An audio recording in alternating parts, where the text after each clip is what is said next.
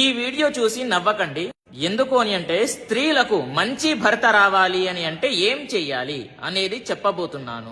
ఏం చెయ్యాలి అని అంటే ఫోన్ పట్టుకొని యూట్యూబ్ చూడాలి, అదేవిధంగా ఫేస్బుక్ చూడాలి, గూగుల్లో సెర్చ్ చేయాలి మంచి భర్త పొందడం ఎలా. అదేవిధంగా స్నాప్ సెండ్ చేయాలి అందరికీ. గుడికి వెళ్ళినా సరే గుడికి వచ్చి అక్కడ దేవుడి ఫోటో తీసి సెండ్ చేయాలి అందరికీ.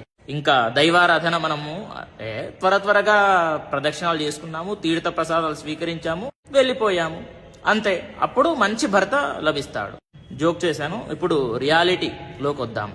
ఏంటి అని అంటే మంచి భర్త పొందడం ఎలా అని అంటే మీరు చేసుకున్నటువంటి కొన్ని పాప పుణ్యాల వల్ల, పూర్వజన్మలో చేసుకున్నటువంటి పాప పుణ్యాల వల్ల దానిపైన ఆధారపడి ఉంటుంది. చూడండి, ప్రతిరోజు కూడా దీపారాధన చేస్తే గనక నీ పాపాలన్నీ కూడా తొలగిపోయి